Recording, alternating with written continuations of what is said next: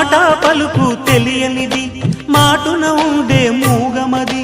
కమ్మని తలపుల కావ్యమయే కవితలు రాసే మౌనమది రాగల రోజుల ఊహలకి స్వాగతమిచ్చే రాగమది శృతిలయలరగని ఊపిరికి స్వరములు కూర్చే గానమది